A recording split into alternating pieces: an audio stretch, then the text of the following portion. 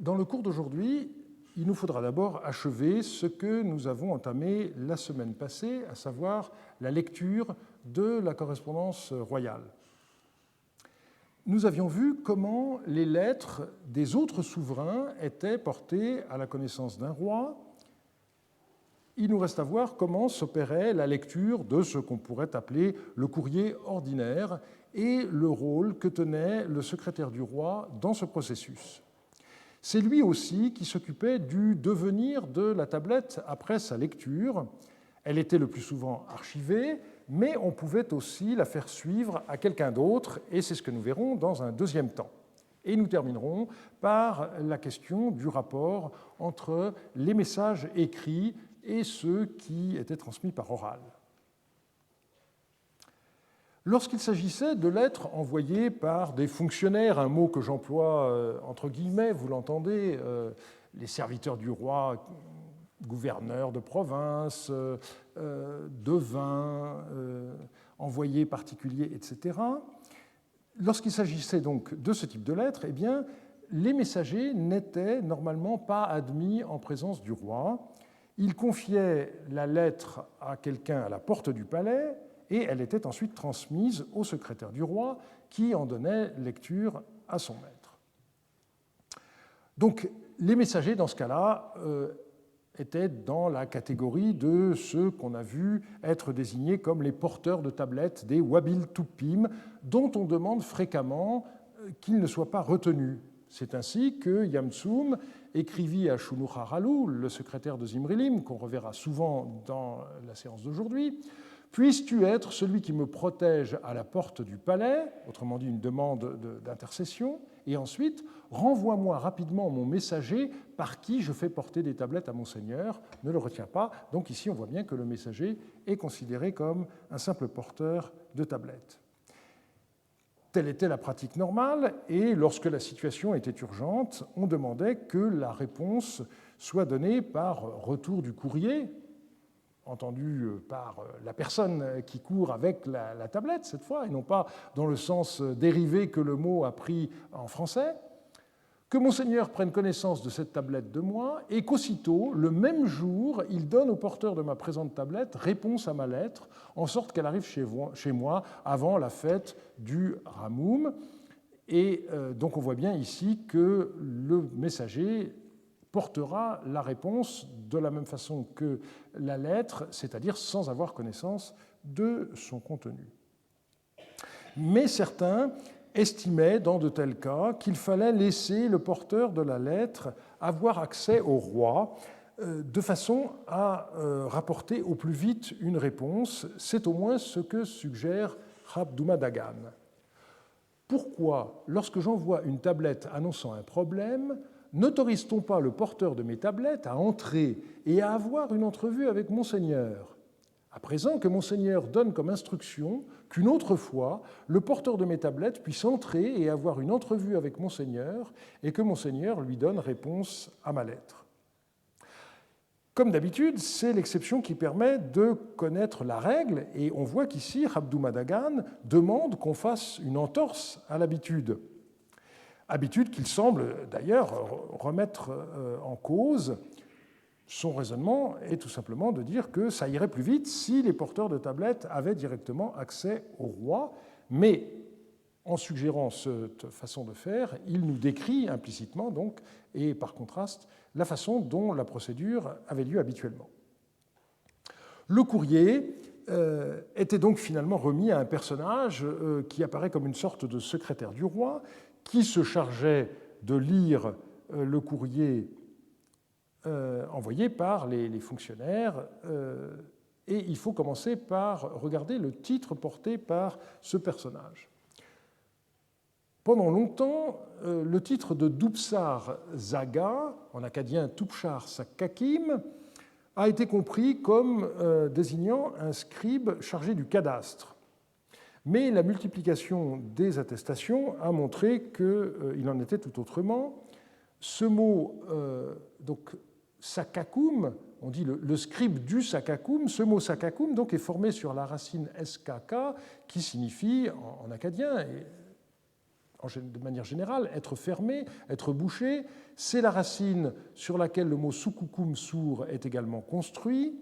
Et donc, il faut comprendre que le Tupshar Sakakim, c'est en réalité le scribe du secret, d'où le français secrétaire, car nous n'entendons plus maintenant que dans le mot secrétaire, il y a le mot secret. On a une dérivation qui est tout à fait la même. Et on possède des attestations pour des personnages portant ce titre dans divers palais, notamment à Babylone. Nous sommes donc revenus. Hammurabi a donné des instructions à Ikun-Pisin et Belum-Kima-Ilim. Après qu'il eut complété ces instructions, j'ai été retenu, moi et lui. Ni son ministre, ni son secrétaire particulier n'étaient présents. Moi et lui, et un serviteur sourd se tenait à son service. M'étant approché de lui, je l'entrepris en ces termes, etc. C'est une lettre encore inédite dans laquelle Ibalpiel, général Mariotte, devait discuter avec Hammurabi d'une affaire particulièrement délicate. Et donc on voit que même le ministre et même le Tupshar Sakakim, que j'avais traduit ici par secrétaire particulier, n'assistaient pas à l'entrevue. Et le seul qui soit là, c'est le serviteur sourd pour servir du café, si je puis dire. Il n'y avait pas de café à l'époque, mais enfin, voilà. Ce genre de service. Et donc ceci est intéressant parce que, là encore, ça montre a contrario que la situation normale, c'était que le ministre chargé des étrangers, celui qu'on appelle le Sukalubarim en acadien, et le Tupshar Sakakim, tous les deux assistaient en principe à ce genre d'entrevue. Vous l'aurez compris, qu'un personnage tel que le Tupshar Sakakim puisse prendre la fuite et aller dans un autre royaume était quelque chose de totalement catastrophique, puisque, par définition, c'était lui qui était au courant de bien des affaires, d'où cette demande d'extradiction qui a été adressée à Zimrilim par le roi de Kourda, Bunu-Ishtar. Sharumandouli, mon secrétaire particulier, et Zakura Abi, des serviteurs à moi, ont soudainement pris la fuite. Or, j'ai entendu dire ceci, ces jeunes gens se trouvent à Mari. À présent, si en vérité tu traites correctement avec moi, renvoie-moi ces jeunes gens. Ces jeunes gens sont des serviteurs à moi, ne les retiens pas. Alors, quel était le sort qui était réservé à un secrétaire qui prenait la fuite dans ces circonstances-là? Nous n'avons pas la suite de l'affaire, mais on peut imaginer que ce n'était pas forcément quelque chose de très, très agréable. Autre remarque, je vous ai donné un exemple qui vient de Babylone, un autre qui vient de Kourda, mais paradoxalement, ce titre de Tupshar Sakakim n'est pas attesté pour les secrétaires royaux les mieux connus, mais ceci n'est bien entendu qu'un hasard de la documentation. Alors, quels étaient ces secrétaires? Tout d'abord, à l'époque de Samsiadou, eh bien, vous vous rappelez que nous avons déjà rencontré un personnage nommé Hulaloum qui ouvrait les enveloppes des lettres destinées à Samsiadou et en prenait connaissance avant de les lire à son maître. Et c'est comme cela qu'il avait remarqué que dans le courrier venu de Katna, il y avait en fait des lettres adressées à Yasmaradou qui avaient été par erreur mélangées avec des lettres destinées à Samsiadou et il les avait renvoyées au roi de Mari. Les secrétaires des deux fils de Samsiadou nous sont connus. Nous avons déjà rencontré celui d'Ishmedagan, un certain Limiadou, dont l'absence avait été utilisée comme excuse par Ishmedagan pour dire qu'il ne pouvait pas répondre à son frère parce qu'il n'avait pas auprès de lui quelqu'un capable d'écrire un rapport complet, un Temum Gamrum, et par là même, donc, cette lettre nous expliquait le rôle de ce Limiadou pour lequel on a fort peu d'attestations.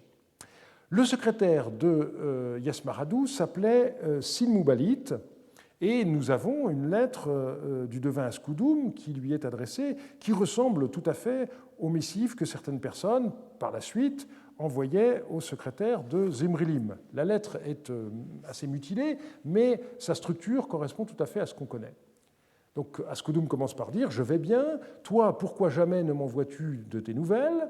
Maintenant, et puis il y a une affaire qui a disparu dans une lacune, et puis il y a un autre sujet, Autre chose, présentement, je t'ai envoyé un, Dagan et, puis encore une cassure, mais la fin est intéressante, attire l'attention du roi là-dessus, Sharam Shushkil, et envoie-moi réponse à ma tablette.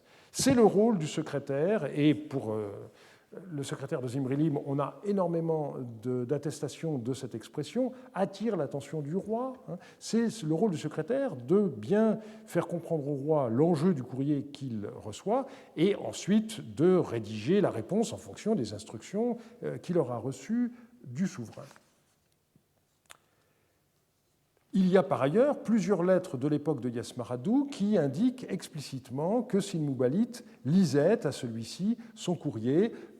Par exemple, cette lettre, à présent, j'ai fait porter une tablette à Sin-Muballit afin qu'il la prenne et qu'il la fasse entendre à mon seigneur. Donc c'est bien Sin-Muballit qui procède à la lecture du courrier pour le roi. Machia écrivit directement à Sin-Muballit de cette manière: « Voici que je fais porter ma tablette urgente destinée au roi, fais-la entendre par le roi et fais-moi porter rapidement la réponse à ma tablette. » Donc des textes inédits qui nous montrent bien qu'on avait pour ce Sin-Muballit exactement un rôle équivalent à celui qui est mieux connu pour l'époque de Zimrilim. Et nous possédons, sur quelques textes administratifs de cette époque, des empreintes de sceaux de Sin-Muballit, dont la légende précise bien le statut, mais d'une manière générale, Sin-Muballit, scribe, serviteur de Yasmaradou, donc on ne précise pas qu'il est le Tupchar Zakakim, on a simplement le titre de Tupcharum. Et on a un deuxième sceau de ce Sin-Muballit avec une légende différente. Yasmaradou, fort, bien-aimé d'Ishtar, Sin-Muballit est son serviteur, et nous savons que ce type de légende bipartite, qui commence par nommer le roi avec un certain nombre d'épithètes, et qui ensuite mentionne une personne en disant que cette personne est son serviteur, donc une structure un peu différente de celle du premier sceau que nous avons vu, ce sont des sceaux qui, en général, ont été donnés par le roi et qui marquent, en tous les cas, le statut important des gens qui ont ce type de légende sur leur sceau.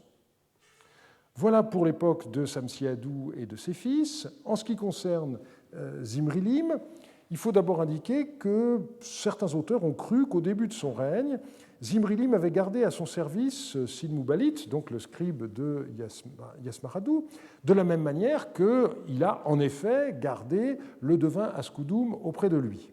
Mais ce point me paraît très douteux, je ne rentrerai pas maintenant dans le détail. En tous les cas, on voit très vite que la place est occupée par Shunuraralu, auquel Jack Sasson avait consacré un article il y a déjà une trentaine d'années, et pour lequel on a désormais encore davantage d'informations.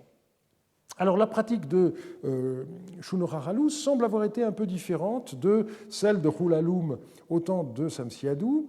Il n'ouvrait pas à l'avance les enveloppes des lettres destinées à Zimrilim, et cela, nous le savons, parce que fréquemment, les gens qui écrivaient au roi doublaient la lettre destinée au souverain par une lettre qui était destinée à son secrétaire, dans laquelle il résumait ou recopiait intégralement la première.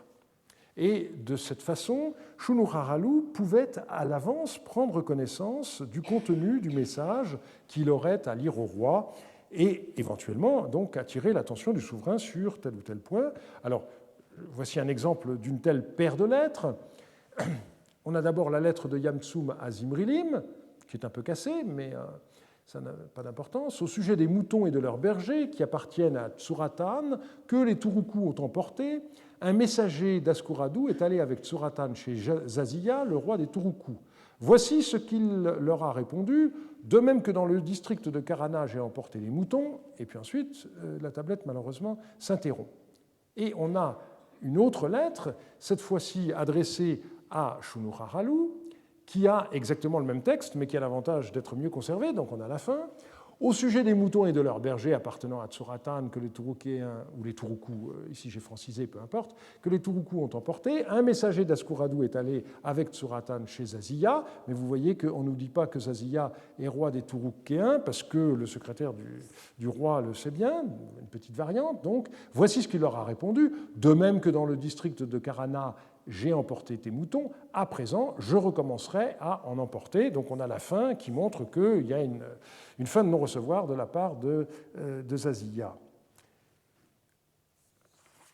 Ce genre de missive au secrétaire du roi s'achevait assez fréquemment par l'annonce de l'envoi d'un présent.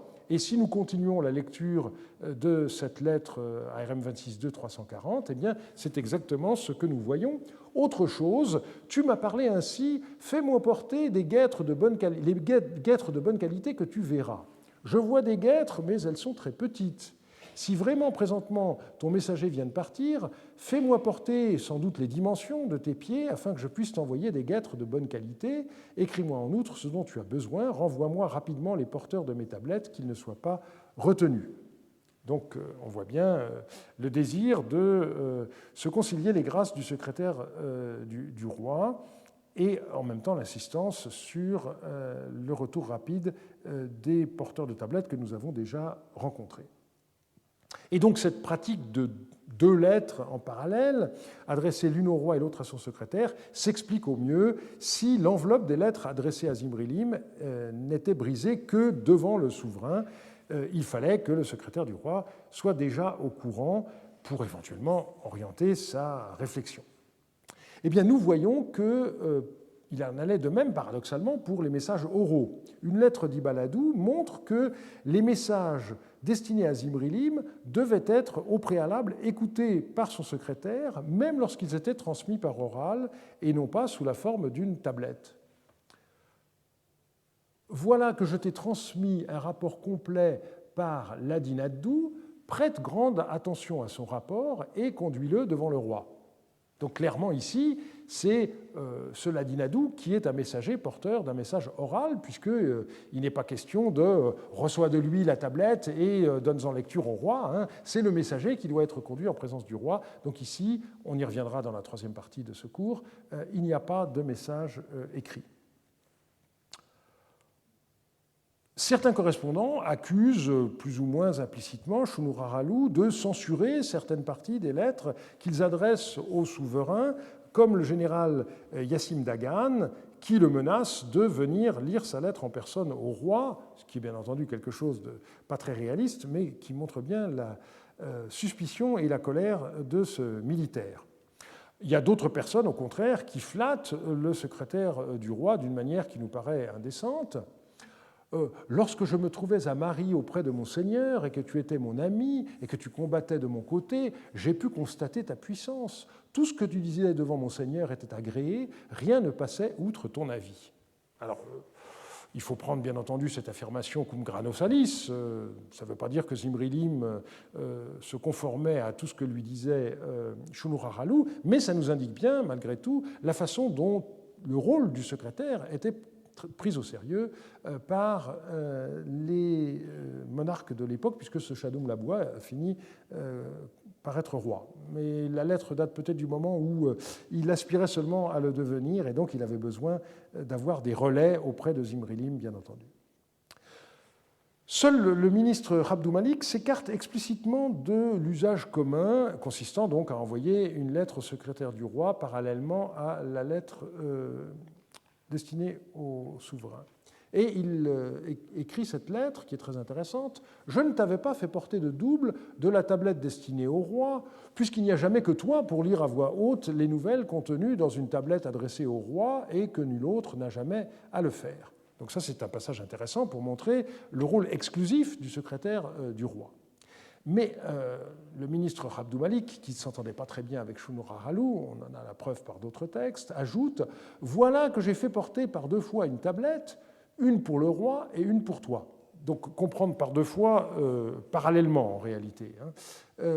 J'envoie un message très urgent, écoute cette tablette, si ça convient, fais-la écouter par le roi. Et la phrase ici est très intéressante parce qu'elle nous montre que le caractère très particulier de la nouvelle, eh bien, exigeait que le ministre passe par l'intermédiaire du secrétaire, et c'était à lui de juger sans doute le moment opportun pour que le roi soit tenu au courant. Mais on ne sait pas de quelle nouvelle il est question. Alors, j'ai dit qu'à partir de cette tablette, on voyait la forme d'exclusivité qu'avait Shunuraralu. Malgré tout, il semble qu'à certains moments, il y ait pu y avoir d'autres proches du roi, peut-être lors de certaines expéditions militaires, qui jouaient un rôle un peu analogue. C'est ce que donne à penser cette lettre de Darishlibour à l'intendant Mukanishum. J'ai pris connaissance de la tablette de toi que tu m'as fait porter. Celle que tu m'as envoyée à l'intention du roi, je la lui ai communiquée. Alors ici, c'est le verbe terum. Darishlibour ne dit pas qu'il l'a lu au roi, il dit qu'il a fait s'approcher la tablette du roi, et on nous dit ensuite, le roi y a prêté grande attention, le roi t'a envoyé réponse à ta tablette avec des instructions détaillées, donc on ne sait pas si, malgré tout, le secrétaire du roi a joué son rôle, mais il n'est pas mentionné ici dans le processus. Le rôle de Darishlibour auprès du roi apparaît également dans une lettre que lui écrivit la princesse Tispatoum. « Si tu es réellement un père pour moi, fais-moi en l'occurrence une faveur.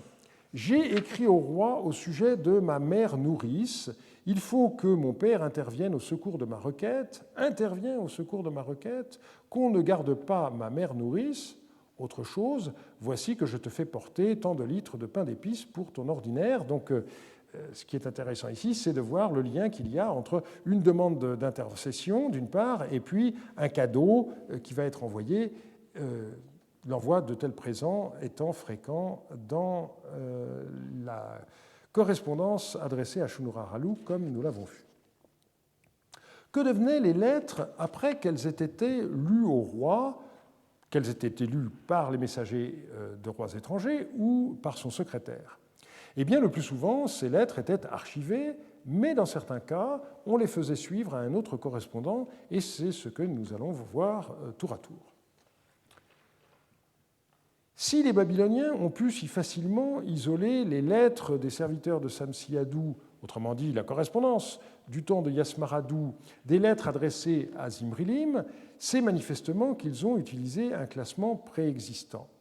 Et par ailleurs, l'examen des numéros d'inventaire permet de montrer que certains lots de correspondances ont été retrouvés groupés.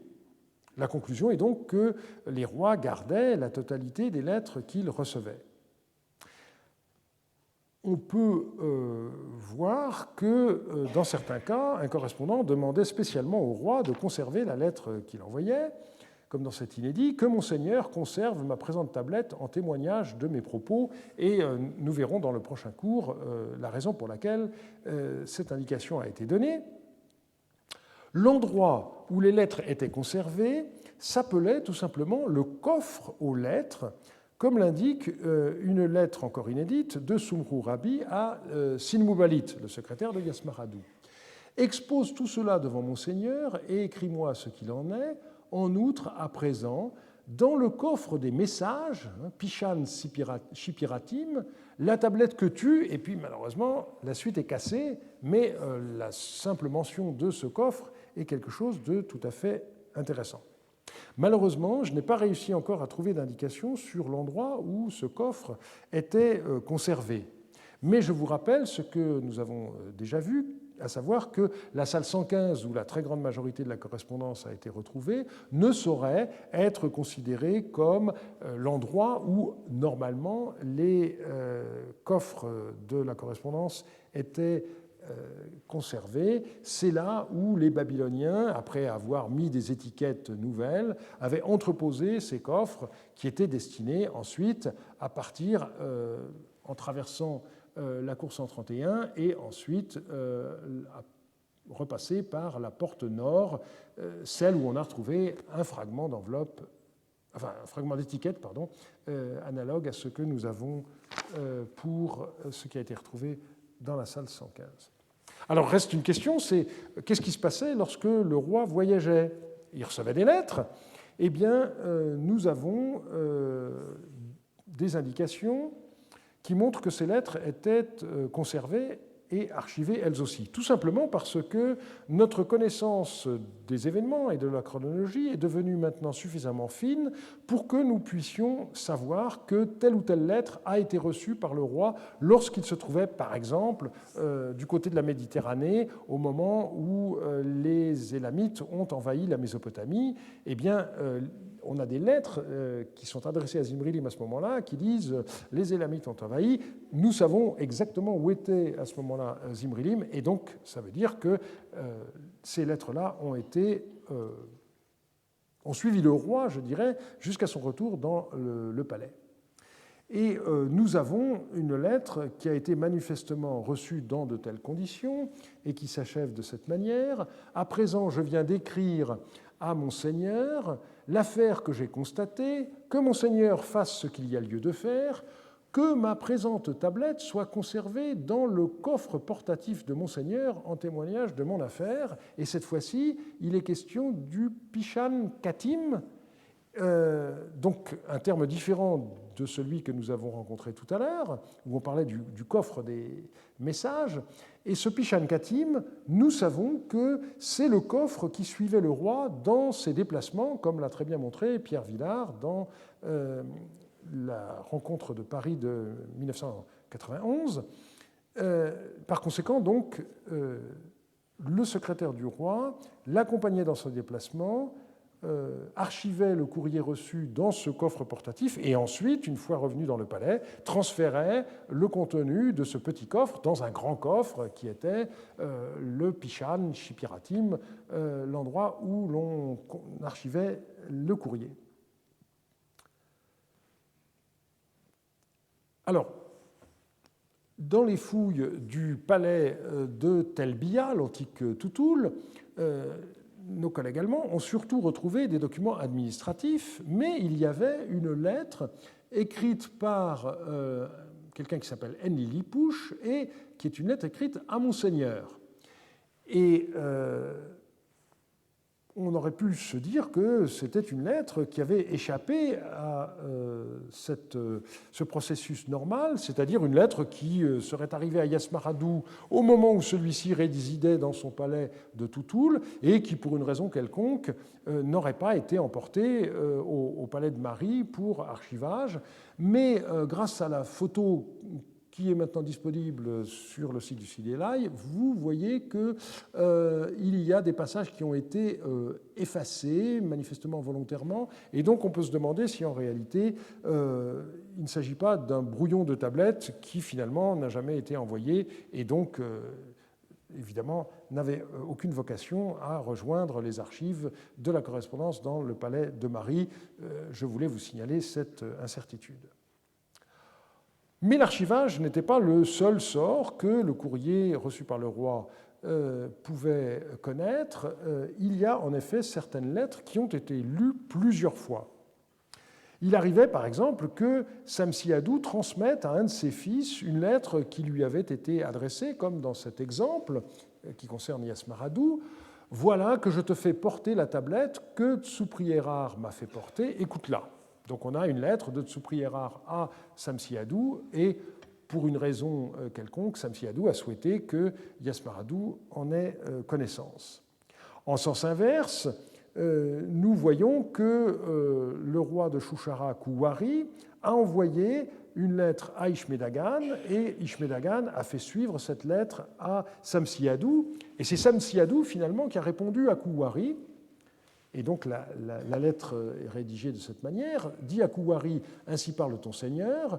Ishmedagan m'a envoyé la lettre que tu avais envoyée à Ishmedagan, donc que tu lui avais envoyée, et je l'ai écoutée. Maintenant, je viens de t'envoyer une troupe et des messagers que j'ai pourvus d'instructions. » Donc on a une sorte de circulation triangulaire en l'occurrence. Certains fonctionnaires jugeaient également nécessaire de faire suivre au roi du courrier qu'ils avaient reçu avec une lettre d'accompagnement. On voit par exemple Laoum écrire « Voilà que j'ai mis sous scellé la tablette de Yachoub El, qu'il a fait porter chez moi relativement aux habitants, et que je viens de la faire porter chez Monseigneur, que Monseigneur l'écoute. Un exemple similaire, le général Samidahoum, étant en poste à Yabliya au moment de l'invasion des Echnounéens, a fait de même lorsqu'il a reçu une lettre d'un gouverneur voisin. Anir Libi a fait porter chez moi une tablette. Or, cette tablette contient des renseignements secrets. Je l'ai mise sous scellé et je l'ai fait porter à Monseigneur, donc Yasmaradou. Et cette façon de faire était particulièrement fréquente lorsqu'un gouverneur de province recevait une lettre d'un roi étranger. Il en prenait éventuellement connaissance et la transmettait au roi après l'avoir remise sous enveloppe. Par exemple, le gouverneur de Katunan, Zakira Hamou, reproduit le contenu d'une lettre qu'il a reçue du roi d'Andarig, Karnilim, et il ajoute ceci: « Voici que je viens d'envoyer le messager de Karnilim chez Monseigneur. En outre, j'ai scellé la tablette de Karnilim qui est arrivée chez moi et je l'ai fait porter à Monseigneur. » Et donc, si nous réfléchissons au trajet de la tablette, nous voyons que entre Andarig et Katunan, la lettre aura circulé au sceau de son expéditeur, Karnilim, mais ensuite, entre Katunan et Mari, la tablette aura circulé dans une enveloppe au sceau du destinataire, Zakira Hamou. Et ça, c'est quelque chose de très intéressant. Je ne connais pas d'exemple où la chose soit attestée archéologiquement, et il faudrait en effet un hasard bien grand pour que ce soit possible. Le cas de figure qu'on peut se représenter, c'est si à Katunan, pour une raison quelconque, Zakira Hamou n'avait finalement pas envoyé la lettre qu'il avait reçue, mais qu'il l'avait déjà mise sous enveloppe et scellée, et que les fouilles de Katunan permettent de retrouver la tablette en question. Donc on peut jouer à le verrier en disant un jour ou l'autre, des archéologues découvriront une situation de ce genre avec le sceau du destinataire sur l'enveloppe. Pas d'inquiétude, voilà la situation à laquelle ça correspond. Avis à la postérité. Je lance cette bouteille à la mer, n'est-ce pas? Et j'espère bien qu'un jour, on trouvera ce cas de figure lors d'une fouille. Ce sera bien intéressant. Toujours à propos de ce même Zakira Hamou, on a une lettre qui avait étonné Maurice Biraud quand il l'avait édité, où on voit Zakira Hamou qui a reçu une lettre du roi de Kourda, Bounou Ishtar, et qui se la fait lire en présence d'un grand nombre de personnes. Bina Ishtar, c'est une variante pour Bounou Ishtar, m'a fait porter au sujet de ce sumac une tablette disant « Pourquoi as-tu confisqué le sumac que mes commis avaient arraché ?» Cette tablette, donc, qui est une tablette de reproche, en présence des anciens du district, donc on mentionne la ville de Choubisha, et puis ensuite il y a toute une série de noms propres qui sont cassés, et ça continue avec « et de 100 anciens de la ville, en présence d'Ibalérar et des principaux serviteurs de Monseigneur, cette tablette, je l'ai ouverte et ils l'ont entendu lire. Or donc j'ai scellé cette tablette et l'ai fait porter à Monseigneur. » Donc il y a eu lecture de la lettre adressée par le roi de Kourda au gouverneur de Katunan. Le district de Katunan a une frontière commune avec Kourda, et on voit qu'il y a eu cette lecture publique. Pourquoi cela? Eh bien, la réponse me semble être que Zakira Hamou voulait avoir des témoins de ce qu'il exécutait fidèlement son serment de gouverneur. Et il allait même au-delà de ses engagements si l'on se réfère au serment qu'a prêté un autre gouverneur, Sumouradou, et dont nous connaissons le contenu. « Je jure qu'une tablette, bonne ou mauvaise, ne m'est pas arrivée d'un pays étranger ou de chez un roi étranger sans que je l'ai montrée à Zimrilim, mon seigneur. » Ou encore, « Je jure que je n'ai pas fait envoyer, ni n'ai envoyé une tablette à un roi étranger ou à un pays étranger. » Donc il y a l'interdiction d'entretenir une correspondance avec un roi étranger de manière active, et si on reçoit une lettre d'un roi étranger, on s'engage à la transmettre au roi, et on a vu que c'était bien ce qui se passait. Et donc Zakira Hamou est allé encore au-delà, puisque il a lu la tablette, mais il a voulu qu'à la lecture, plus d'une centaine de personnes soient présentes pour éviter les soupçons de collusion avec ennemis. Manifestement, on est dans une période de tension entre Courda et Marie. Ces périodes n'ont pas manqué dans le cours de l'histoire des deux royaumes. Alors, ce qui pouvait arriver aussi, c'est qu'une lettre d'un roi étranger destinée à Zimrilim soit portée chez un gouverneur à charge pour celui-ci de la faire suivre à son maître. Et dans ce cas-là, l'expéditeur pouvait envoyer un mot d'accompagnement. Eh bien, le gouverneur faisait aussi suivre le mot d'accompagnement. Nous en avons des exemples par des lettres écrites par Hammurabi de Babylone à Bardilim ou à Boukakoum que l'on a retrouvées dans le palais de Marie. Et nous avons une lettre de Samétar qui se trouvait à Marie en l'absence du roi et qui a reçu une lettre du roi d'Alep. Eh bien, il écrit à Zimrilim, présentement, une tablette de Yarimlim m'est arrivée, et cette tablette, je l'ai fait porter chez Monseigneur. Monseigneur doit l'ouvrir et l'écouter. Donc on voit que Samétar précise qu'il s'est bien gardé d'ouvrir l'enveloppe de la lettre destinée au roi. Mais il y a un cas où son respect des procédures le met dans l'embarras. En effet, un roi yéménite avait adressé plusieurs missives destinées à Zimrilim, les avait envoyées à Samétar. Donc Samétar fait suivre le courrier, mais il demande qu'on lui envoie une copie de ce courrier de façon, si des envoyés de Tsurahamou arrivaient, qu'il puisse déjà donner une indication sur la réponse qui allait être faite dans cette affaire. Ça n'était pas seulement les gouverneurs ou d'autres fonctionnaires qui faisaient suivre au roi de Marie le courrier qu'ils avaient reçu. Il y a parfois aussi les rois vassaux qui agissent ainsi. On a par exemple cette lettre du roi ouprapéen Hamish Tamar qui est intéressante. Kirhiloum, le chef des pâtures, et Amiroum, le gouverneur, tes serviteurs qui sont dans le haut pays, m'ont fait porter des tablettes. Et à présent, j'ai scellé ces tablettes et je les ai fait porter à Monseigneur, que Monseigneur fasse très attention aux nouvelles de ces tablettes. Donc, on voit deux hauts responsables du royaume qui ont écrit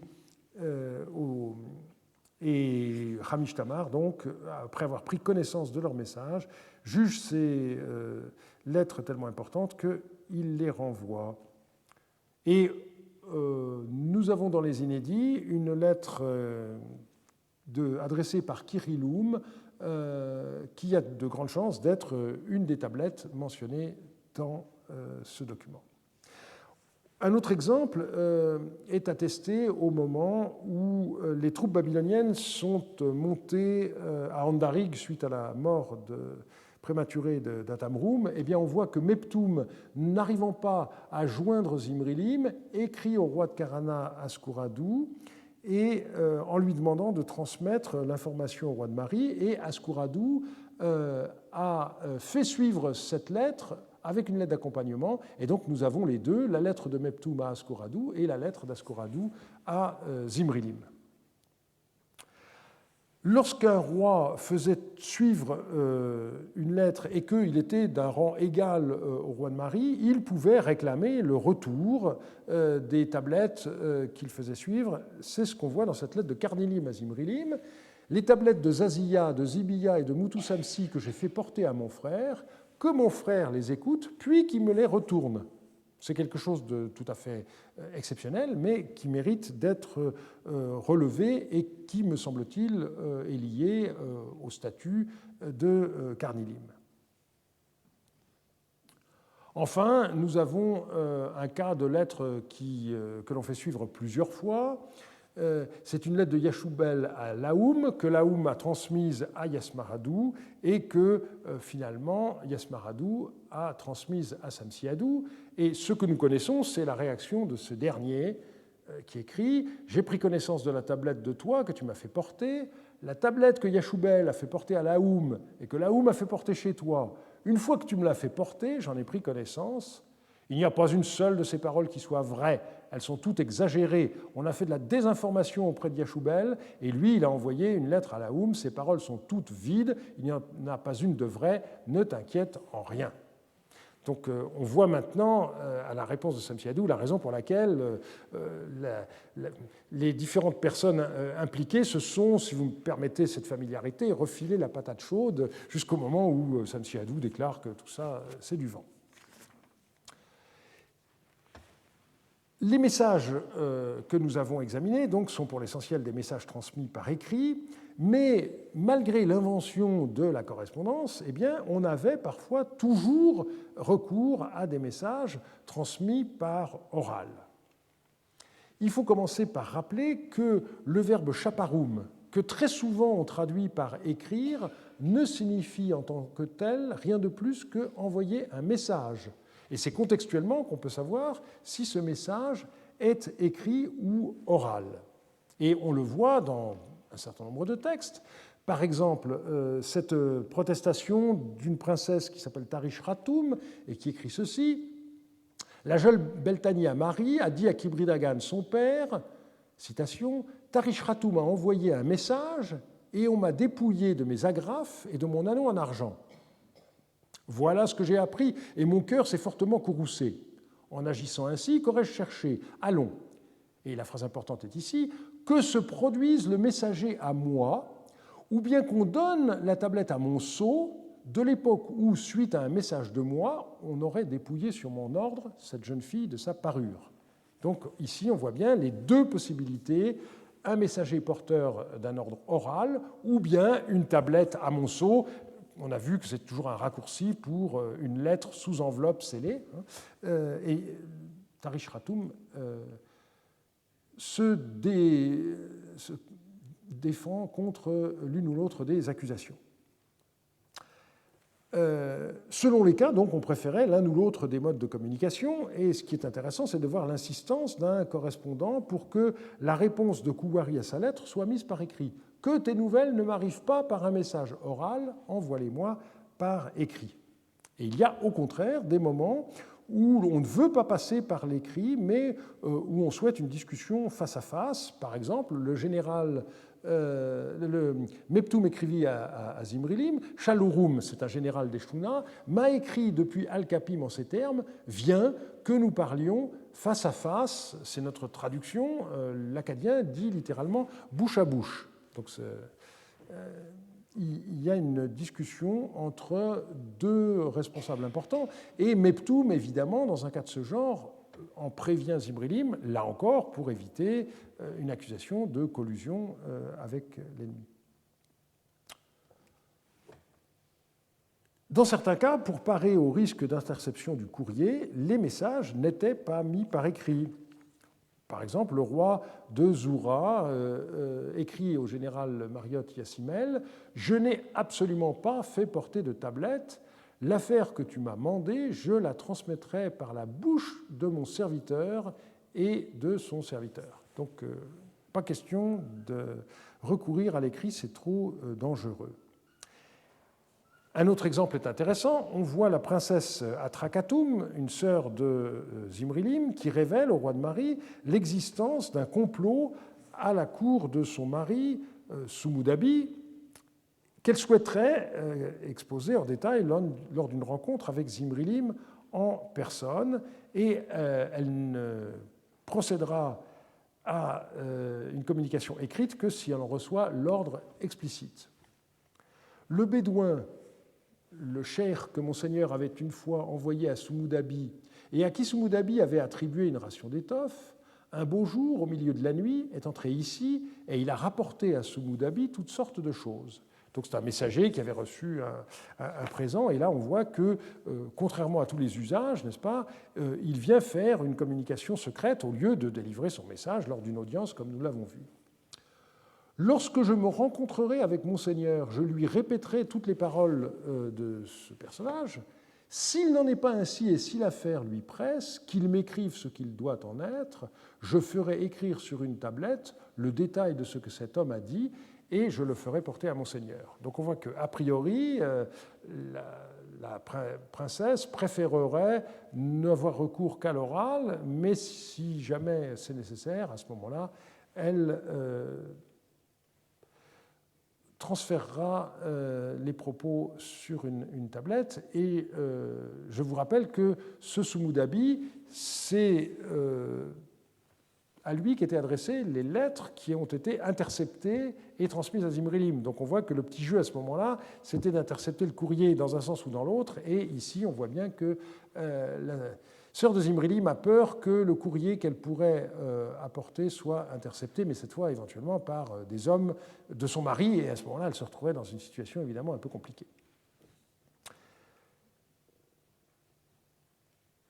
Il arrive que soit exprimer la notion que certains sujets ne peuvent pas être mis par écrit.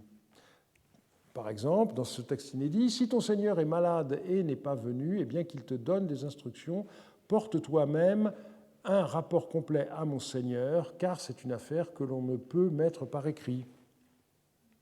Alors, on ne sait pas de quoi il s'agit, bien entendu.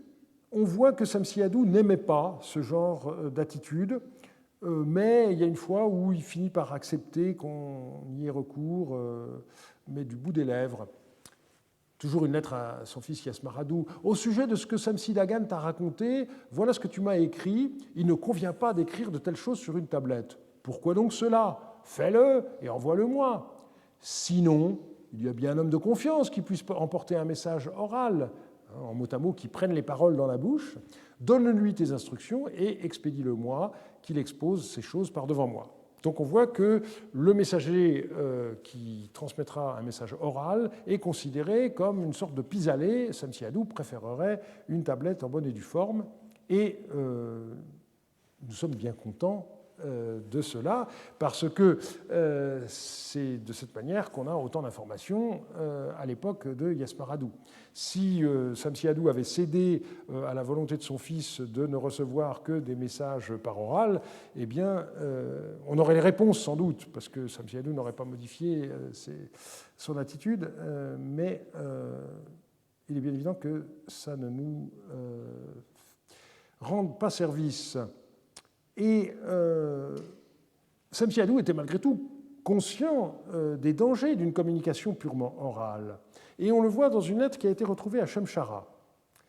Il y a un envoyé du roi des Goutis qui lui délivre un message. Et la question est de savoir, est-ce que c'est un message authentique ou pas? Et Samsiadou explique les différents tests qu'il a pratiqués pour déterminer si ce que l'envoyé a dit était vrai ou pas.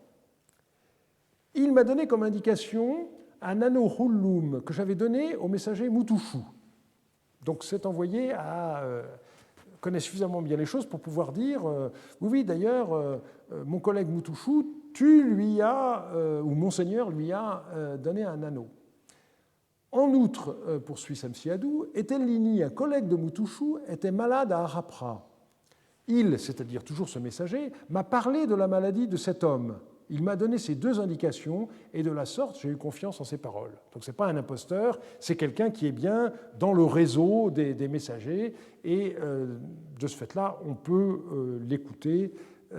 Donc manifestement, c'était un messager qui venait pour la première fois de la part du roi des Goutis et cette nouveauté posait un problème. Alors, en ce qui concerne les ambiguïtés du verbe chaparoum, on le voit dans une lettre de Telrima, tu n'as pas envoyé de message dans une tablette adressée à moi, tu envoies un message oral par son intermédiaire à elle, donc c'est quelqu'un qui se plaint qu'on ne la juge pas digne d'un courrier, n'est-ce pas, et c'est seulement quelque chose qui est transmis par oral. On voit également que Hammurabi lui-même pouvait donner à un ambassadeur un message purement oral, lettre de Bardilim, et à moi, Hammurabi m'a envoyé un message oral, littéralement inapim, dans la bouche, par l'entremise de Kalaloum en ces termes. Donc, cette fois, il n'y a pas de tablette. On a déjà vu le problème que posait phénomène, les messagers qui transmettaient un message purement oral devaient faire la preuve de leur mission et donc ils étaient souvent pourvus d'une lettre d'accréditation. On a cet exemple d'une lettre écrite par le roi d'Ilan-Sura, Hayasumu à Zimrilim. Voilà que j'ai donné des instructions complètes à Agbu Aboum, mon serviteur, et je viens de l'envoyer chez toi. Prête grande attention aux instructions que je lui ai données. Mais je crains que tu ne le retardes là-bas de la même façon que Tsuriya lui-même. Donne-lui promptement des instructions et renvoie-le-moi. À part lui, il n'y en a pas un autre à mon service qui convienne à une affaire de mission. Donc on voit que, là encore, c'est une mission très secrète et le roi ne veut pas passer par n'importe qui. Nous savons que ce Tsuriya qui a été retenu par Zimrilim était le gouverneur de la ville d'Ilan-Sura et Agbu Aboum, qui est mentionné ici, eh bien, était le ministre Shukaloum du roi d'Ilan-Sura. Donc les deux des principaux personnages du royaume d'Ilan-Sura sont impliqués ici. Bien entendu, ce genre de document est particulièrement frustrant puisque nous ignorons tout et pour toujours d'une affaire si grave que le roi d'Ilan-Sura ne voulait pas la confier par écrit. Autre exemple, lettre d'un roi vassal à Zimrilim. Dis à mon père Zimrilim, ainsi parle Adou Tsululi, ton fils, voici que j'ai donné des instructions à Yashubadou en réponse à ton message et que je viens de l'envoyer chez mon père. Et c'est fini. Donc on est évidemment bien frustré et on ne saura jamais de quoi il est question. Il n'y a même pas en réponse à ton message relatif à telle affaire. Hein, on n'a rien du tout.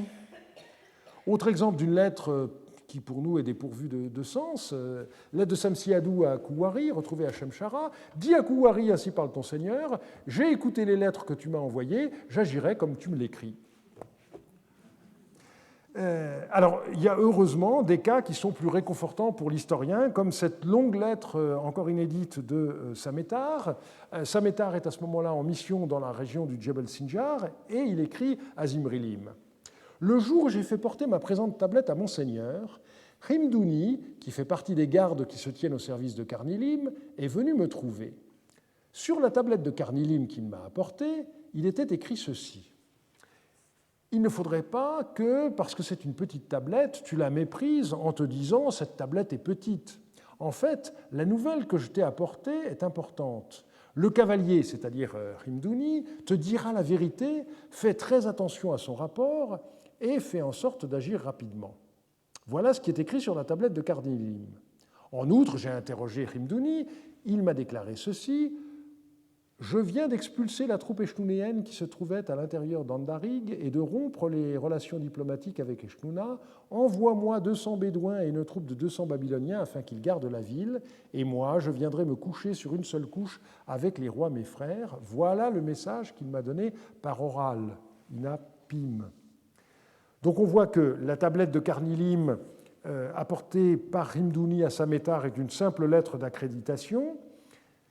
Et in fine, ce qui est intéressant, c'est de voir que Samétar, lui, n'a pas eu peur de confier à l'écrit le message que Karnilim lui avait fait transmettre oralement par ce nommé Hrimdouni.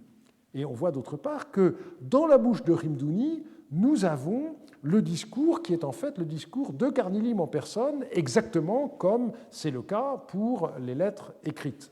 Lorsque Hrimdouni déclare « Je viens d'expulser la troupe eshnunéenne », ce n'est pas Hrimdouni qui parle, c'est Karnilim qui parle par sa bouche.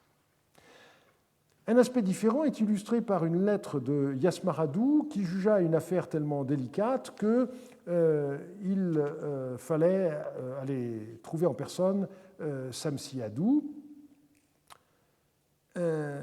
Mais là, ce n'était pas un problème de secret, c'était simplement que Yasmaradou considérait qu'il fallait un entretien en tête-à-tête pour régler cette affaire.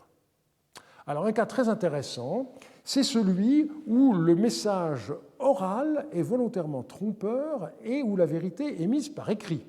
Une lettre inédite d'Ibal El qui est tout à fait intéressante. « Lorsque mon Seigneur m'expédiera chez moi un messager, que mon Seigneur m'envoie par oral le message suivant.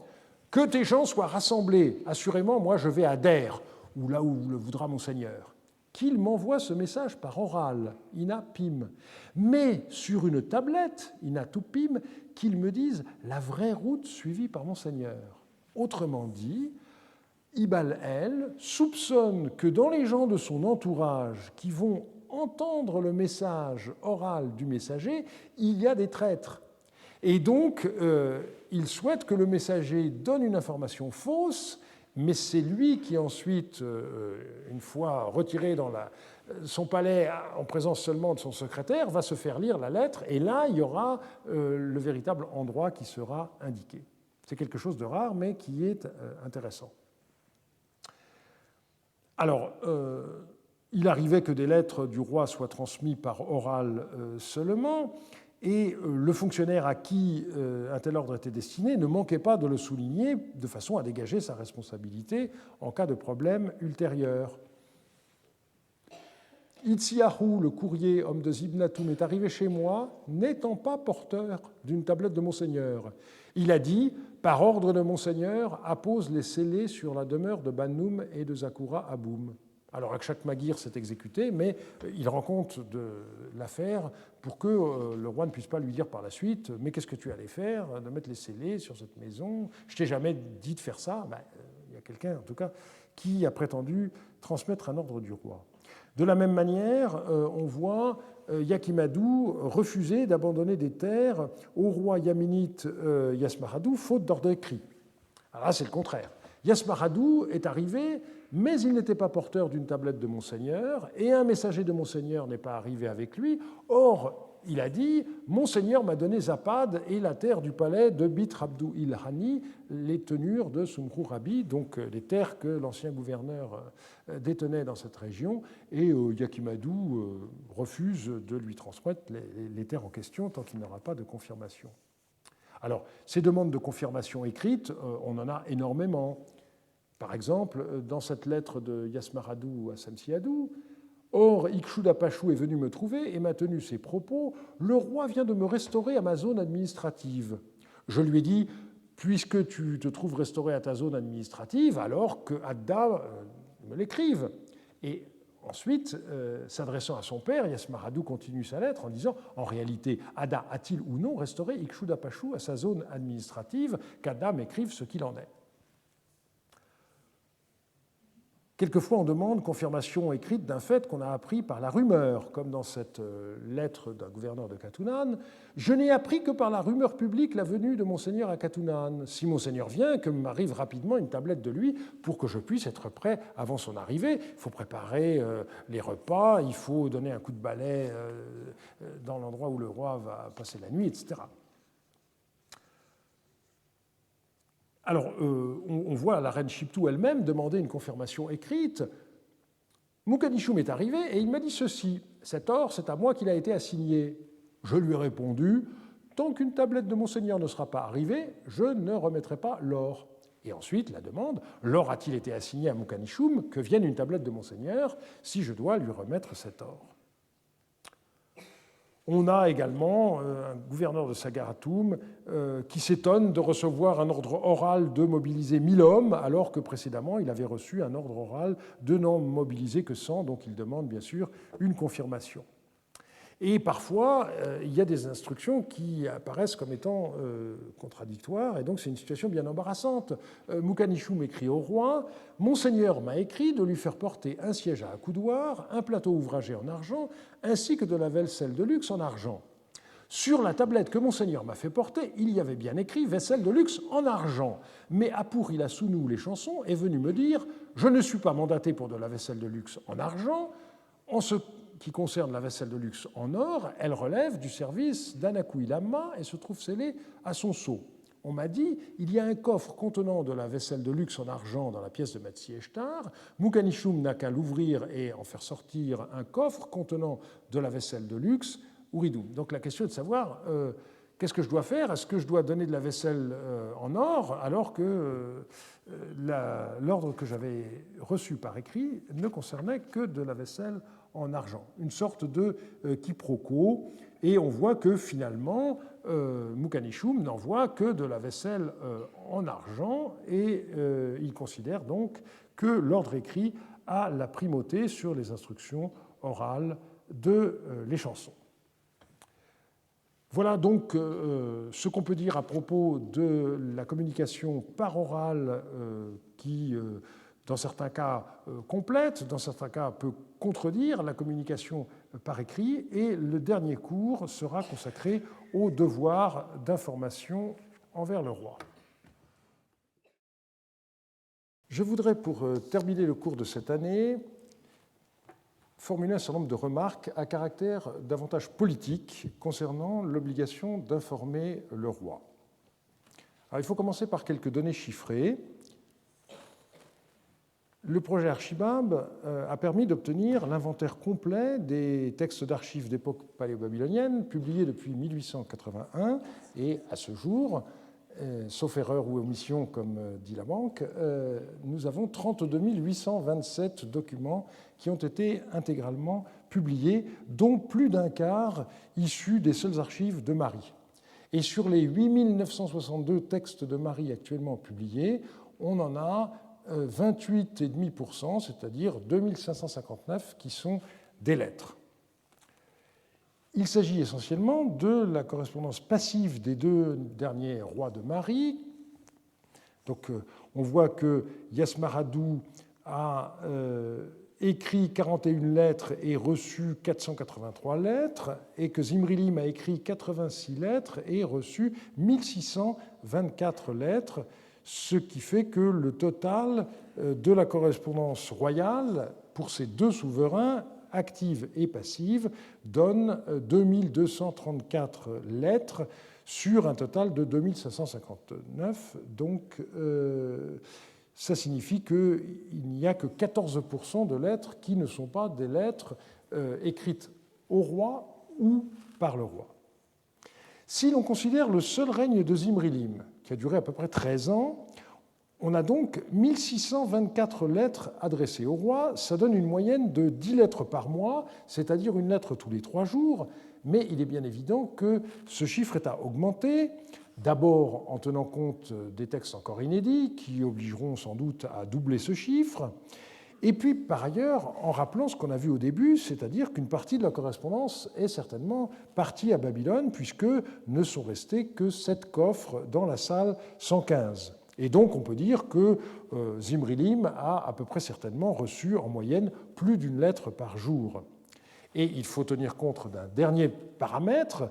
Il y a dû avoir des périodes de creux et, au contraire, des périodes de crise. Pendant ces périodes de crise, c'est certainement plusieurs lettres par jour qui parvenaient au roi. Et on a une lettre de Soumiya à Yasmaradou, juste au moment de la déconfiture du royaume de Haute-Mésopotamie, qui montre bien qu'en période troublée, le courrier doit circuler rapidement. Monseigneur m'envoie régulièrement des tablettes et j'envoie réponse aux tablettes de Monseigneur le jour même. Le messager de Monseigneur met un jour complet à venir. Dès le lendemain, je le réexpédie chez Monseigneur. Comment peut-on dire que j'ai montré de la négligence à prendre connaissance des messages que Monseigneur m'envoie régulièrement? Et en sens inverse, on voit Ishme-Dagan reprocher à son frère Yasmaradou de ne pas lui envoyer assez de nouvelles. J'ai appris par des bruits que tu avais reçu des secours. Pourquoi ne m'as-tu pas envoyé des nouvelles de toi et de la situation de la région? Fais-le continuellement. Si les lettres étaient si abondantes, c'est notamment parce que les serviteurs du roi avaient obligation de le tenir au courant. C'est ce qu'on commencera par examiner. Nous verrons ensuite qu'il fallait non seulement informer le roi, mais lui envoyer de préférence des informations fiables, et la question est de savoir comment on s'y prenait. Et enfin, on analysera pour terminer les cas où l'on décidait de ne pas écrire. L'obligation d'informer le roi de tout était au cœur de la fidélité que chacun de ses sujets lui devait. Et certains y étaient astreints par serment, mais tous avaient peur que le roi ne soit informé par un autre biais, ce qui les obligeait à écrire, même quand ils n'avaient que de mauvaises nouvelles à transmettre.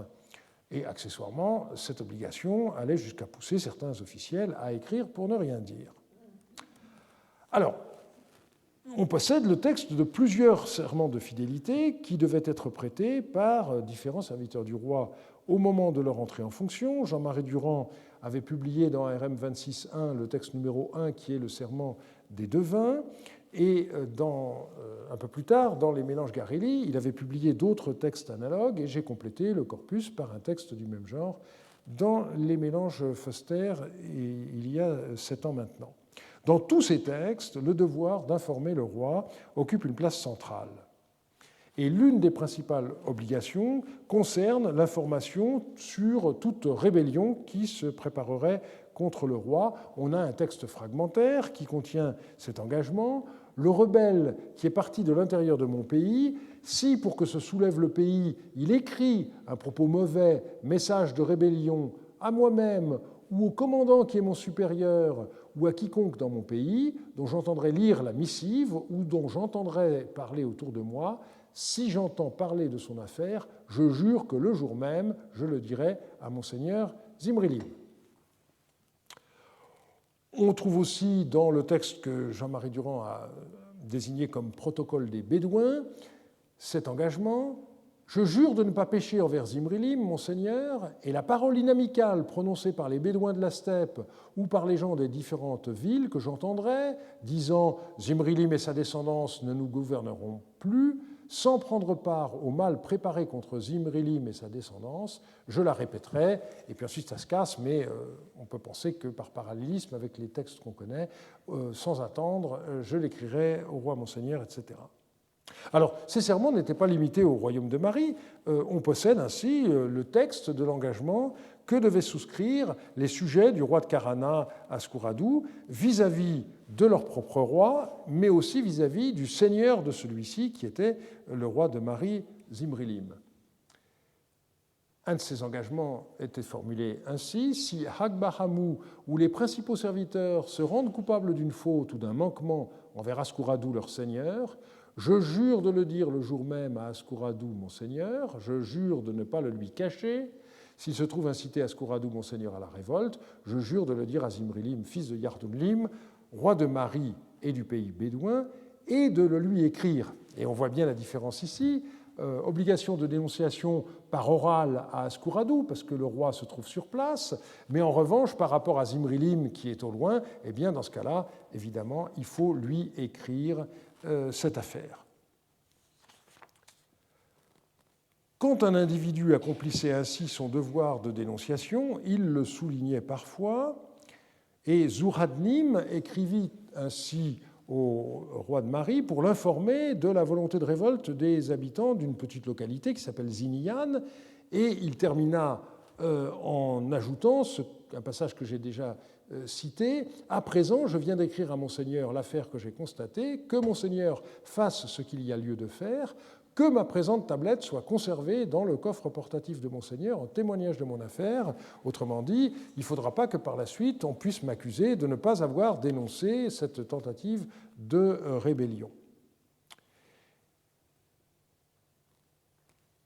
Nous avons analysé l'année dernière les clauses des serments d'alliance entre les rois, et une des catégories d'engagement qu'on trouve dans ces textes, généralement qualifiés de traités, rentre dans la catégorie du renseignement, et notamment cette obligation d'écrire. Alors, on a des exemples nombreux, mais on peut ajouter ce rappel historique d'Ibaladou, le roi d'Ashlaka, dans une lettre. Après que j'eus reçu mon ordre de mission, Monseigneur me fit prêter le serment par les dieux. Dans le serment par les dieux, il était rappelé: si tu ne livres pas la ville qui est hostile à ton Seigneur et que tu n'écris pas à Zimrilim, ton Seigneur, les propos bons ou mauvais que tu entends, que ces dieux saisissent Ibaladou. Nous avons prêté le serment par les dieux et nous sommes partis. Donc il y a bien l'obligation d'informer qui est au cœur de ce serment. Et ce qui est intéressant, c'est que la clause d'information et de dénonciation a souvent un symétrique, à savoir l'obligation de tenir certaines informations secrètes. On trouve par exemple dans le serment d'alliance que le roi d'Eshtuna voulait faire prêter à Zimrilim cette clause, qui correspond au paragraphe 4 du texte: lorsque les grands feudataires de mon père, C'est le roi de Mari qui doit jurer cela.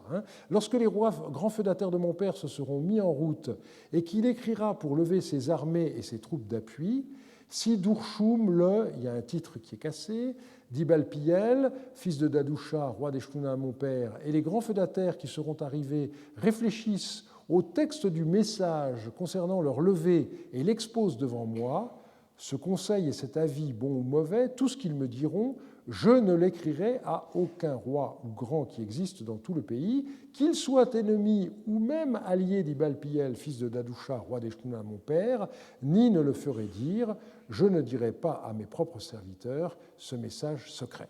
Donc, l'obligation de verrouiller des informations aussi sensibles que le rassemblement des troupes. Un autre exemple figure dans le traité de Tel Eilan qui a été numéroté 1 au paragraphe I. À partir d'aujourd'hui et tant que je vivrai, la parole confidentielle et secrète que Karnilim et Chaya Aboum me diront, je jure de ne pas l'écrire à un roi, à un grand ou à toute personne, quelle qu'elle soit, qui se trouve dans le pays, et de ne pas la faire connaître, sans doute, et je jure de ne pas faire porter de tablette, ni par oral, ni par écrit. La parole confidentielle et secrète que Karnilim et Chaya Aboum me diront, je jure de faire en sorte de la garder et de la, un verbe manque, je jure de ne pas la divulguer pour la faire connaître, et je jure d'aider à la conserver. Donc c'est vraiment l'obligation de tenir secrète des informations sensibles. Je l'ai déjà indiqué, le bon serviteur devait écrire au roi, même si c'était pour lui annoncer une mauvaise nouvelle ou lui indiquer que sa décision n'avait pas les résultats escomptés. Alors, des précautions n'étaient pas superflues dans un tel contexte, et même pour des proches du roi comme Samétar, on voit qu'on prend, si je puis dire, des pincettes. Dis à Monseigneur, ainsi parle Samétar, ton serviteur, j'ai entendu ceci dans mon entourage, on va envoyer, et puis là il y a le nom d'un messager qui est cassé, qui commence par A, on va envoyer ce messager à Eshnouna. Fin de citation. Il ne convient pas que l'on envoie cet homme à Eshnouna, continue Samétar. C'est un natif de Rapikoum, et Eshnouna a littéralement jeté le bâton contre les gens de Rapikoum. Signe d'hostilité manifeste. Il est à craindre qu'on ne s'empare de lui à la porte du palais en disant « c'est mon serviteur ». Autrement dit, ce messager serait considéré comme un sujet du roi d'Eshnouna, et donc, poursuit Samétar, on va le terroriser et lui faire dire les secrets de Monseigneur, son déplacement n'est pas heureux. Et là, il y a une phrase très intéressante, « Voilà que j'ai écrit ce qui convenait à mon état de serviteur, que Monseigneur fasse ce qui convient à sa royauté. » Mais Samétar ajoute quand même une suggestion. Au lieu que cet homme aille à Eshnouna, qu'il aille à Babylone. La route de Babylone est sans embûche. Sinon, qu'il aille au Yamhad ou à Katna. S'il n'en est pas ainsi, que Monseigneur l'envoie à Kourda, au Numra ou au Yamoudbal, autrement dit, partout, mais pas à Eshnouna, parce que c'est trop risqué, et donc on risque de lui faire avouer, sous la torture, des choses qu'il n'est pas bon que le roi d'Eshnouna connaisse.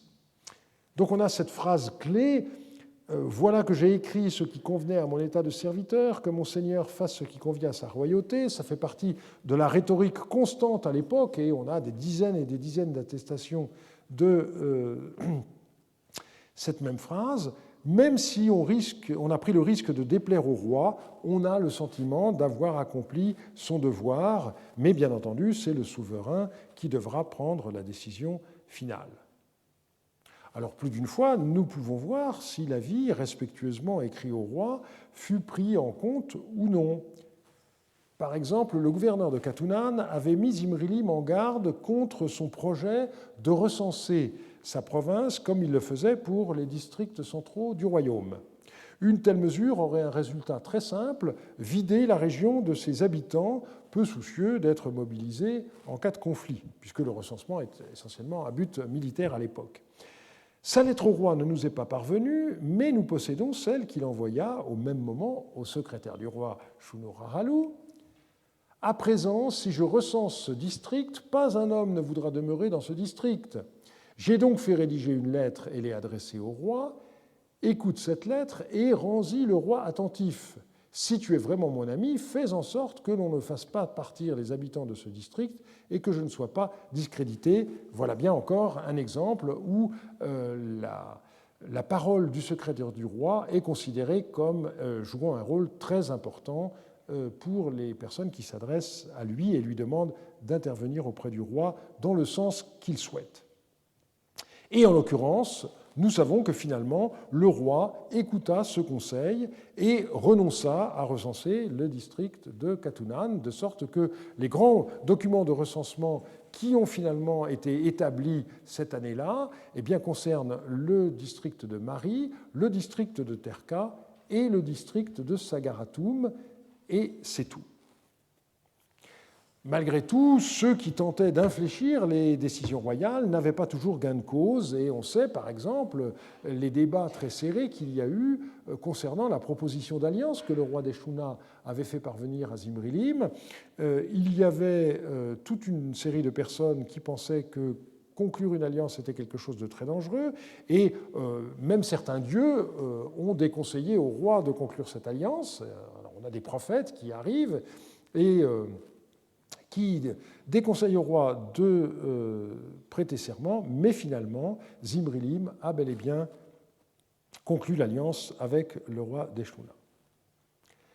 Alors, la nécessité d'informer le roi conduisait parfois à des raisonnements alambiqués, anticipant une éventuelle réaction royale. Notamment, on voit qu'il valait mieux transmettre une mauvaise nouvelle qu'encourir le risque par la suite de se voir reprocher son silence.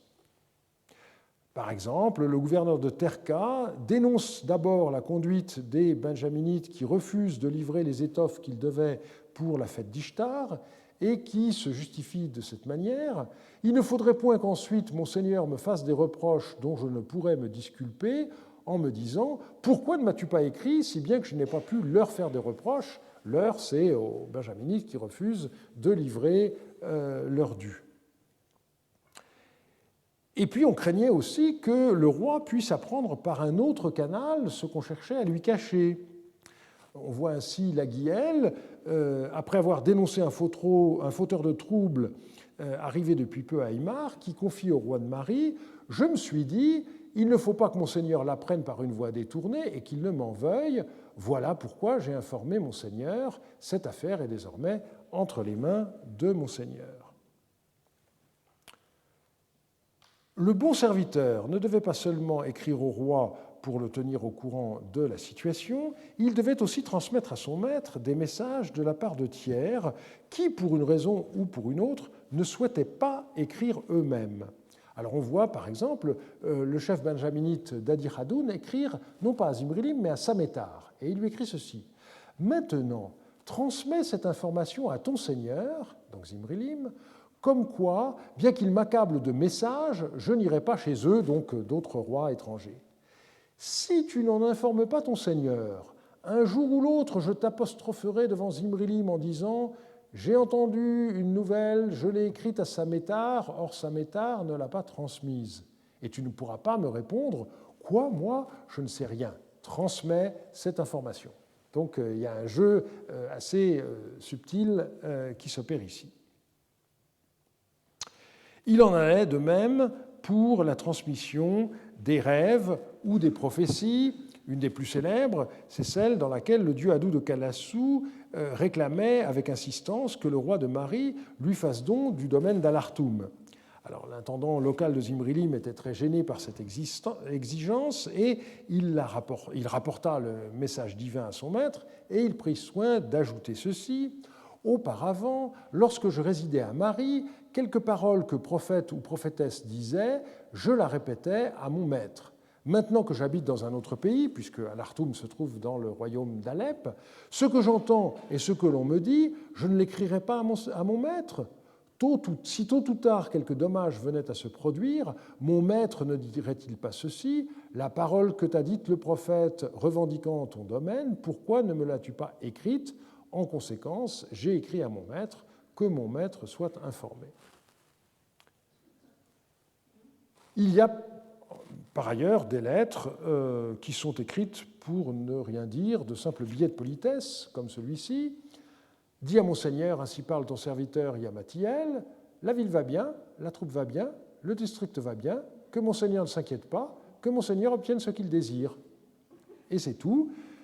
Donc, l'expéditeur n'a rien de spécial à signaler, mais il tient par ce message à montrer au roi qu'il ne néglige pas son devoir d'information, l'équivalent du célèbre RAS, rien à signaler, des militaires modernes.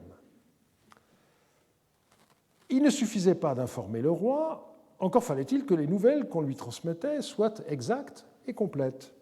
Et en cas d'erreur, un rectificatif était immédiatement envoyé.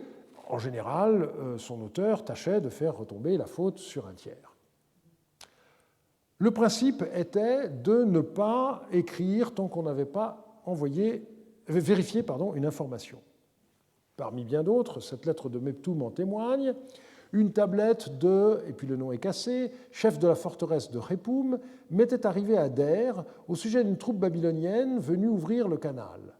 Je n'y avais pas prêté foi, me disant « Il se peut bien que ce ne soit pas vrai, tant que je n'en ai pas entendu confirmation, je n'ai donc pas écrit à Monseigneur. » Et la confirmation, elle est venue par l'intermédiaire de Hammurabi, une lettre de Hammurabi à Meptoum, et là encore, Meptoum l'a fait suivre à Zimrilim, ce qui explique pourquoi elle figurait dans les archives de Marie, et j'ai pu la publier il y a une vingtaine d'années.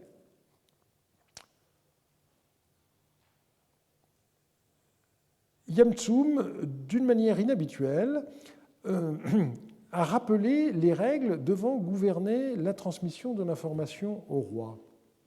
Dans la ville de Zilhan, Monseigneur m'avait donné des instructions en ces termes.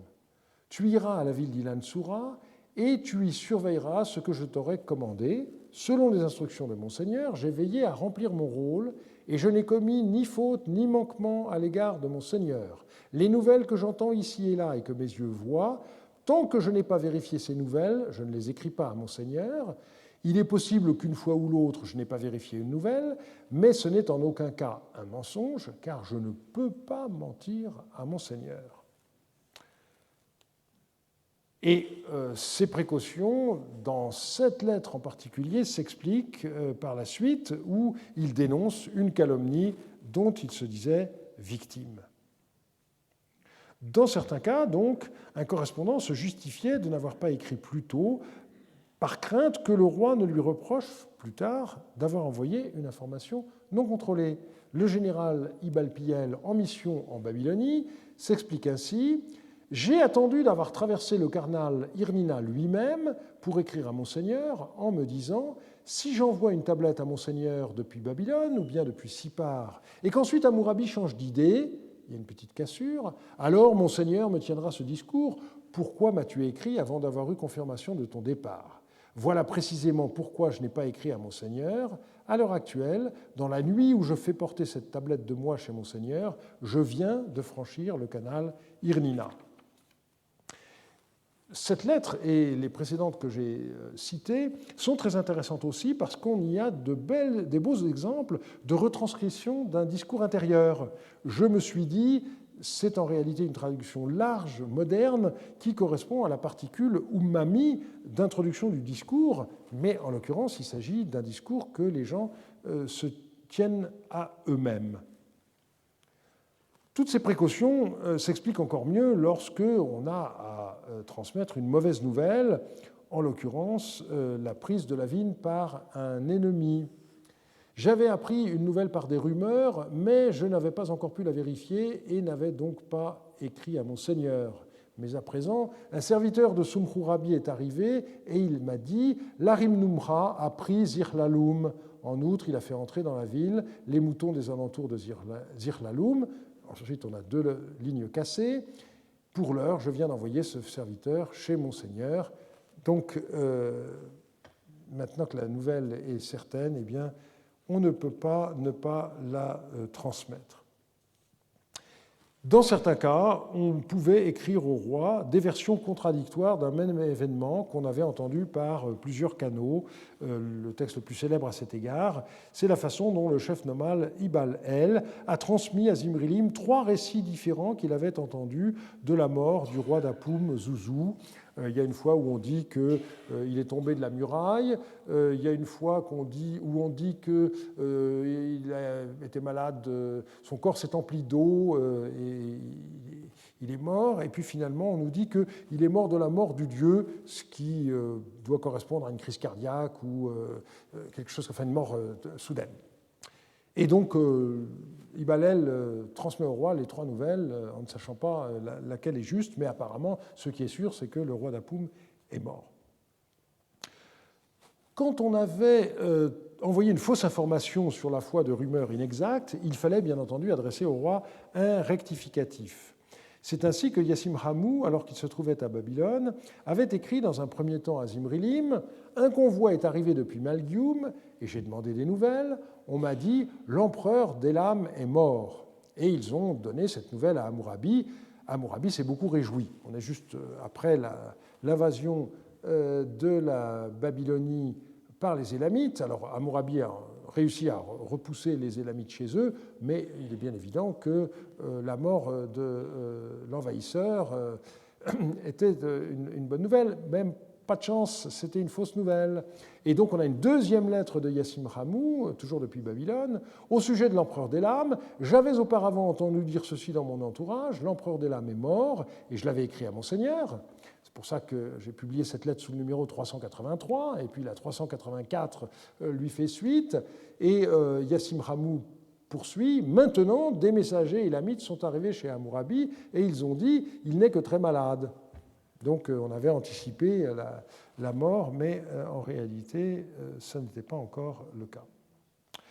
Parfois, l'erreur était due à la transmission trop rapide d'une nouvelle. Je vous rappelle ce texte que j'ai déjà cité il y a quelque temps. Précédemment, la tablette de Hamman que l'on m'a fait porter, j'ai fait écrire le contenu de cette tablette sur une tablette que j'ai fait porter à Monseigneur. Je suis arrivé à Der et j'ai élucidé cette affaire. Bunuma-Adou n'a pas pris Aparra, c'est la ville de Raduraha que Bunuma-Adou a prise. Donc il y avait une fausse nouvelle qui avait été transmise au roi de Mari. La ville de Aparra était une ville d'importance considérable, mais lorsqu'Ibal Piel s'approche du lieu des combats, il découvre qu'en réalité la ville conquise n'est qu'une bourgade insignifiante, et il prit soin de terminer sa lettre en établissant les responsabilités. L'erreur ne venait pas de son propre courrier, mais reposait sur une erreur d'audition.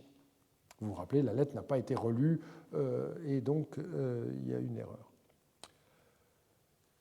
Le principe, c'était d'écrire au roi un rapport complet, un temum gamrum, et lorsque on n'agissait pas ainsi, eh bien, il fallait expliquer pourquoi.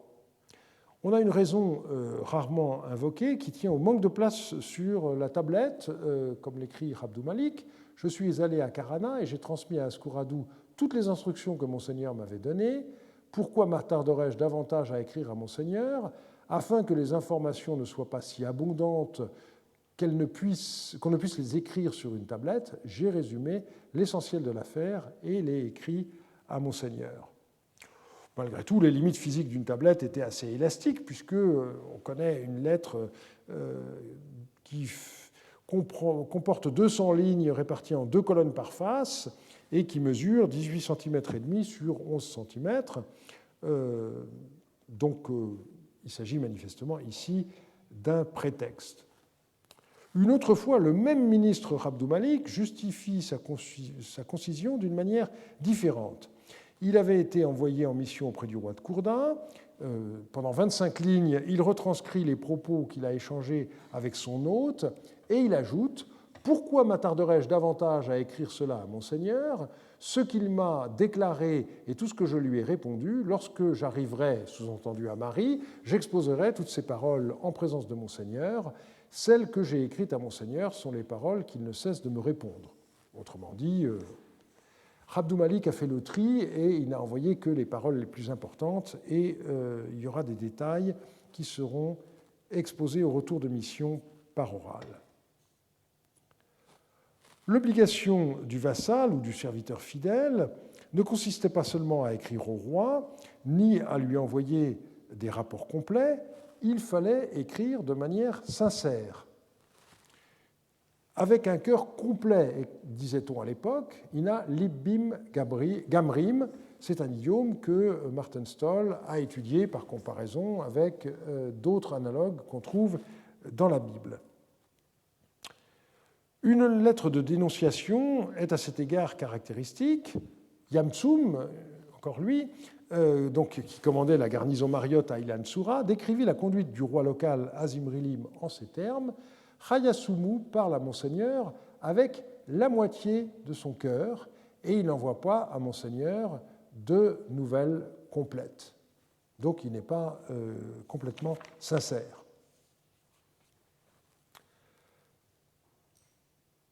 Malgré ce qu'on a pu voir jusqu'à présent, certaines situations se présentaient de façon telle que l'on décidait finalement de ne pas écrire au roi. Alors, il existe d'abord d'assez nombreux cas où l'on préférait ne pas mettre des nouvelles par écrit. On a vu cela lors du cours précédent, donc je n'y reviens pas. Mais on observe par ailleurs un certain nombre de cas d'autocensure où l'on s'interdisait volontairement de transmettre des nouvelles au roi. Le premier cas concerne les maladies. On hésitait à écrire pour annoncer que quelqu'un était tombé malade et on préférait généralement attendre son rétablissement. On en a l'exemple par 2 lettres de Kibri Dagan. Dans un premier temps, le gouverneur de Terka finit quand même par se résoudre à annoncer au roi la maladie de la grande prêtresse de Dagan, donc quelqu'un de très important. Dame Kunchim Matum est malade depuis 4 jours. Et moi, j'avais pensé, si cela avait été une simple indisposition, c'était une affaire de 1 ou 2 jours qui lui était arrivée. Si jusqu'à aujourd'hui je n'ai pas écrit à Monseigneur, maintenant Monseigneur est informé. Autrement dit, on voit au passage que si la maladie n'avait pas été grave et n'avait duré que 2 jours, le roi n'en aurait rien su. Mais c'est parce que la maladie persiste que Kibri Dagan se sent obligé d'en informer le souverain. Et peu après, Kibri Dagan écrivit une nouvelle lettre. Et là, de façon curieuse, la première lettre a reçu le numéro 64 et c'est la lettre antérieure qui a le numéro 63. Mais vous voyez que dans la réédition de Jean-Marie Durand, les lettres ont bien été numérotées 175 et 176 selon la logique chronologique. Dame Kunchim Matum a été malade, mais elle est rétablie. J'ai fait prendre les présages concernant sa santé. Ils sont sains, que Monseigneur n'ait aucune inquiétude.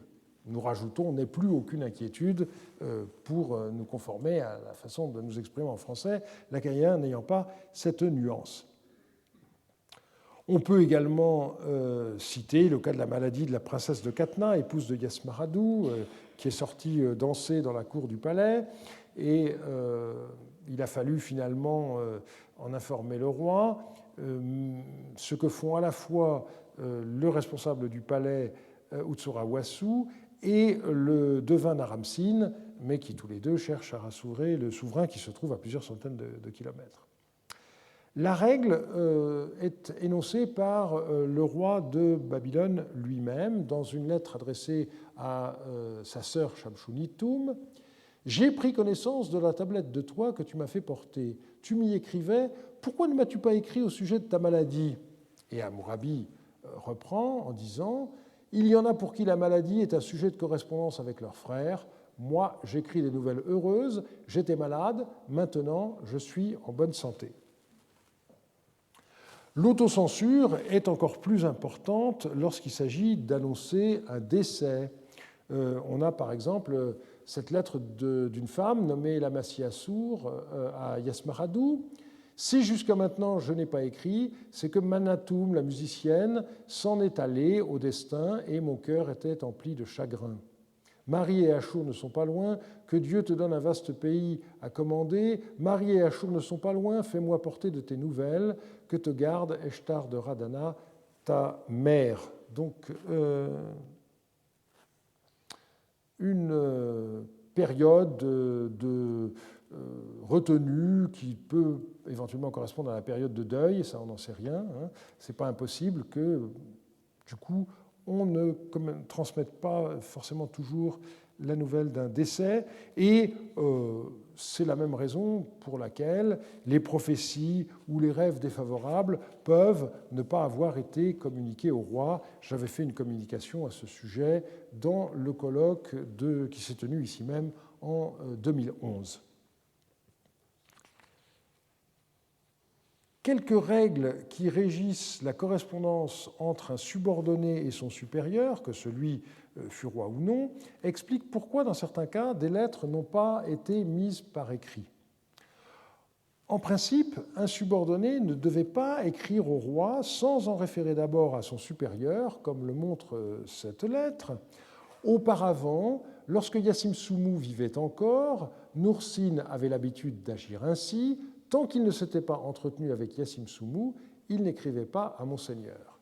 Donc on voit que Nur-Sin, qui était un simple intendant, sous l'autorité du ministre de l'économie Yassim Soumou, eh bien, il ne devait pas prendre le calame et s'adresser au roi en court-circuitant l'échelon intermédiaire, comme nous dirions, de nos jours. Le devoir d'information, donc, n'est pas seulement à l'égard du roi, mais de tout supérieur. Et on voit Yassim Soumou, avant qu'il ne disparaisse, écrire une lettre sèche à 3 personnages qui étaient ses subordonnés. Diemoukenishou, Metel Shpicharim et Yachati Ilum, ainsi parle Yassim Soumou. Il faut qu'il y ait régulièrement chez moi des tablettes de vous me donnant des nouvelles du palais et des ateliers. En effet, j'ai pris connaissance de la tablette de vous que vous m'avez fait porter concernant le renvoi des gens. En fait, j'en étais informé avant même que votre tablette ne me parvienne. L'ironie finale cache mal l'irritation du ministre. Enfin, la correspondance avec le roi était par essence dissymétrique. On voit le général Yassim Dagan se plaindre au secrétaire du roi Shounour Haralou que lui-même envoie des messages détaillés, mais a des réponses extrêmement succinctes. Toute information que je peux avoir, j'en envoie une version détaillée chez le roi. Or, si une lettre du roi arrive chez moi, c'est pour me dire, vu que l'arrivée d'un tel est proche, je ne t'ai pas écrit en détail. Donc, le roi, apparemment, ou ce secrétaire, prétexte l'arrivée prochaine d'un messager pour ne pas envoyer de courrier. Et je pense que dans cette lettre, dans laquelle Yassim Dagan remet en cause assez profondément l'attitude de Shounour Haralou, ici il y a l'idée que c'est tout simplement de la paresse. Shounour Haralou préfère qu'on indique par oral un certain nombre de choses à transmettre à Yassim Dagan plutôt que d'être obligé lui-même d'écrire une tablette. Dans une autre lettre du même général, on trouve une plainte, mais un peu différente. Cette fois-ci, ça n'est pas l'inégalité dans la correspondance elle-même, dans l'information, mais c'est la question du rythme. Comment se fait-il que je fasse porter des tablettes à mon seigneur, mais que la réponse à mes tablettes tarde? Donc, un texte de ce genre montre que le roi exigeait d'être régulièrement tenu au courant, mais ne se sentait pas tenu de répondre aux courriers qu'il recevait.